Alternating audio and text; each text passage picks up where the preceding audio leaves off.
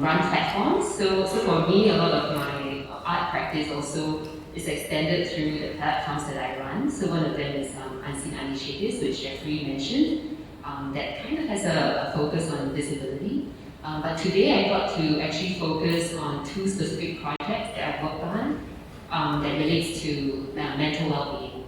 So the topic of my sharing today is Circulating Care, which is what I've been thinking about a lot through working with different communities as well.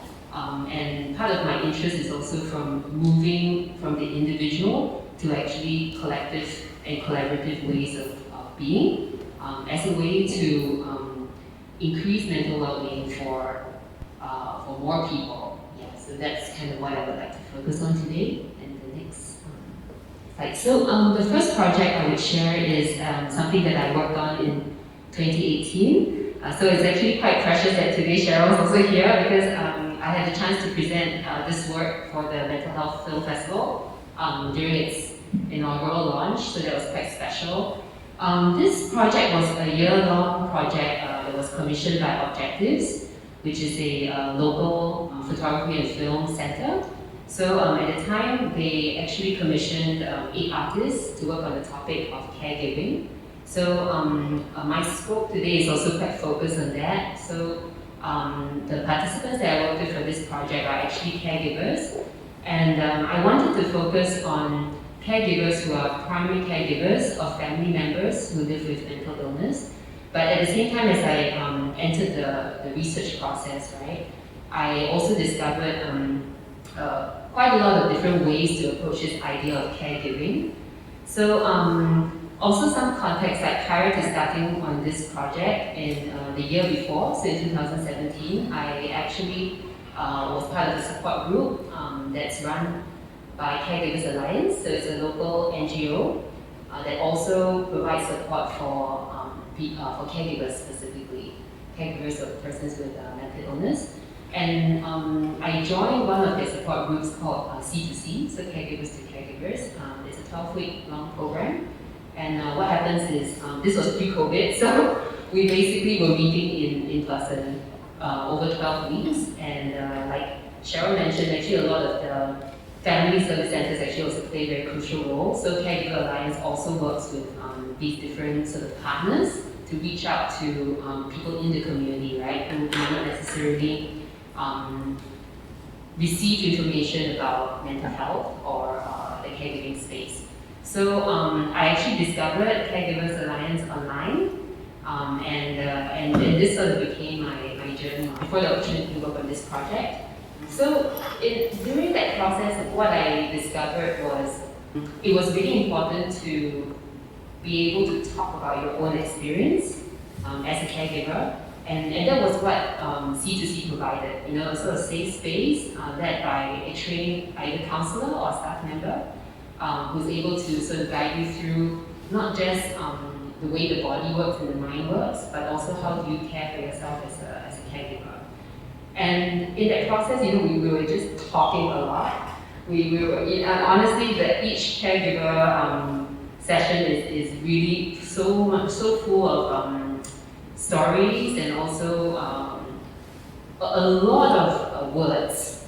You know, there was just an overwhelming need to share, even though in the beginning it might be silence, because usually over the 12 weeks this is what happens. No one talks. It's just the counselor talking, and then afterwards it's just like the floodgates open, right? And everybody needs so much time to share, and that's the power also of these groups, right? These support groups.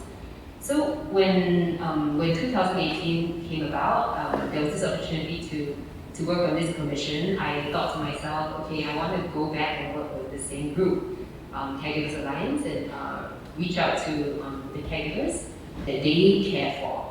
And I wanted to create a situation where it was voluntary. So I basically sent out an open call through their networks, and those people who were interested in art responded, and therefore we began this conversation about making something, an art project together. And when I started, I kind of intentionally did not want to define the project too much, but I knew that I wanted to move away from words, which is exactly what Cheryl was talking about earlier on.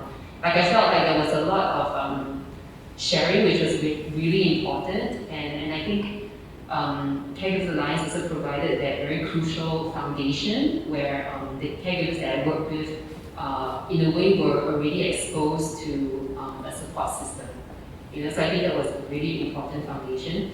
But I wanted to work with the body, and I felt like for caregivers, this is a really important step because for so long they've actually learned to bear the weight of care, but they've actually forgotten to share it. So this was the main motivation for working with the body. So these are just some like pictures from our workshop process and of myself and my 2 artist collaborators with a group of 9 caregivers. Yeah, so in the end, this open call allowed me to reach out to 9 people, of which 2 of them are actually a mother-daughter pair. And there's also one unique situation where I extended the idea of caregiving a bit, because she's actually a caregiver for herself when we met. Yeah, so I thought it was a very interesting position to explore also, like what happens when you also have to care for yourself. You're in a position where nobody can actually perform that care for you. So I wanted to include that perspective. And the rest of the caregivers within the group were all at different stages of their caregiving process. So some of them have been caring for like 12 years. Some of them are like 3 years into it, so it's quite different. And also the medical conditions of their loved ones are very varied. 2 caring for dementia. There's also 2 caring for their spouses with schizophrenia, bipolar disorder, and also depression. So it's quite wide-ranging group. Next slide. Yeah, so in this process, I wanted to work with a close friend who's also a previous collaborator for other projects. Her name is Charlotte Harrison. So she's a theater actress, and she's also really good at the movement. So when I started talking to her about this project, she said, "Hey, let's rope in my mom," because the 2 of them are caregivers as well in their own lives, and they really resonated with the topic. And I thought, okay, great, I would love to have Junta, who's her mom, involved as well. So it became a collaborative project, and we shaped these workshops where the caregivers would come and work with us. But one thing in this process was that we had to be really, really flexible, because caregiving is not exactly a job with a time limit. So a lot of the caregivers that we work with, they have to, they are the primary caregivers. So a lot of them have actually given up their jobs to do this role. So you guys have to be quite sensitive to how we conduct the workshops. So initially, in the earlier slides, you were seeing this like a group workshop, right? So on the very rare occasions, it was great that most people could make it, but most of the time, we would definitely have people who, at the last minute, they can't turn up. We had to also make adjustments. Like, for example, in this case, we actually went to Jeanette's home to conduct some of these workshops, so she could, in a way, still keep an eye on her loved ones while actually participating. So there were these adjustments that we had to make. Okay, next one. Yeah, so what did we do in these workshops exactly? I think one of the key things that we wanted to do was to, again, allow them to feel creative.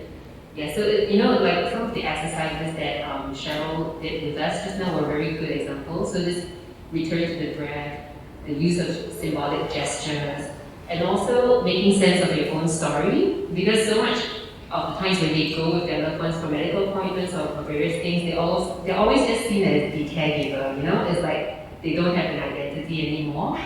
And so this process was actually about making space for them to understand, what kind of, what were their stories before this role became like an all-encompassing role, and how would they like to develop it, or rather, how would they like to talk about themselves outside of this role of a caregiver, right? So I think this was really interesting because each of the caregivers, even though they have connections and they resonated with each other's stories, they could also see that they had very different viewpoints and very different ways of expressing it. So the project became creating this space for them to self-choreograph their own movement pieces, yeah, which was later then documented in a video. So we can just, okay, so this was kind of what I was talking about just now, so we can, yeah, so I'll just show you very quickly some stills from the movement pieces they did.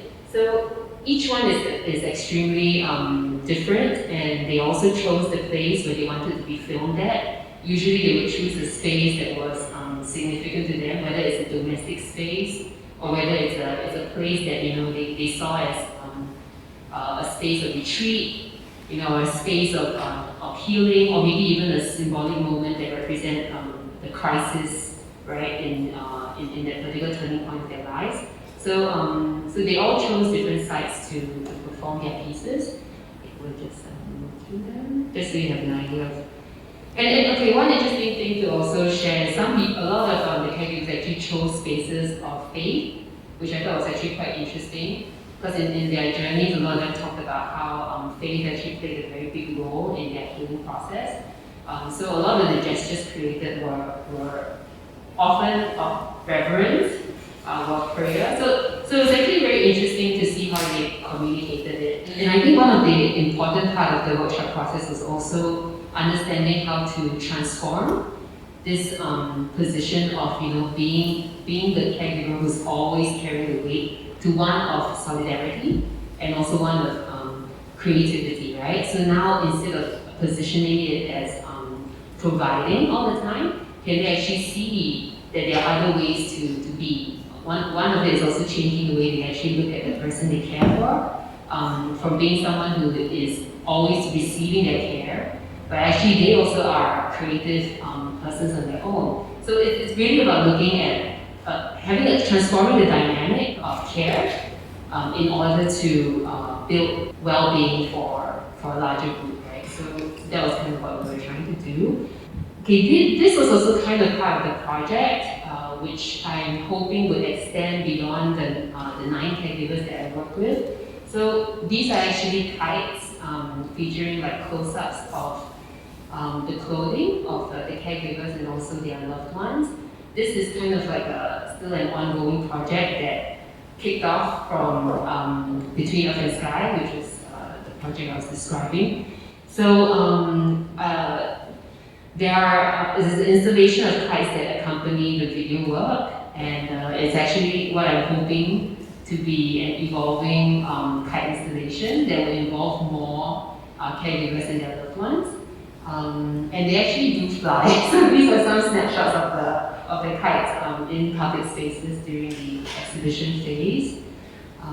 Okay, so yeah, we can just play this. So after working on that project, my current research is called the Care Index. So I'm actually wanting to move beyond also just a very specific caregiver's perspective, and also trying to look at how we can actually circulate care. So one of the things I'm also looking at is gestures, right? It's actually a question, because this is an ongoing work. I'm actually curious if very subjective gestures, right? Exactly like what Cheryl was talking about just now. Like when I just observe an action that you did, I might not completely comprehend your story, right, or where you're coming from. And my question is, can our subjective experiences be shared through the body? Yeah, so that's my current project right now, and it's manifesting as a website. So I have like a series of like prompts for people to respond to, and they can actually send me videos of different kinds of care gestures that they create. So far the gestures I've received have been quite diverse. It ranged from like massaging someone that you know to like sayanging your plant. So there's a lot of very diverse responses so far. If you're interested, you can go to the website and see what some people have written and also sent me. Yeah, so lastly, just to conclude, right? I guess my thoughts about mental health right now is how do we move from talking about it as a mental condition to actually creating spaces and communities that care right? And I think the language here is very important. And I think a lot of the stigma right now has to do with the medicalization of mental health. And I think that's also contributing to why people don't actually seek help, because they don't want to feel like something is wrong with them. So I think one of the possible ways that we as artists can think about is how do we create spaces that actually collaborate and encourage mutual support, such that it actually becomes something that is part of the way that we work to support each other, rather than talking about providing a cure, right, for mental health. Yeah, so these are just some of the things I've been thinking about while working on these projects. So, yeah, so that's all. Thank you.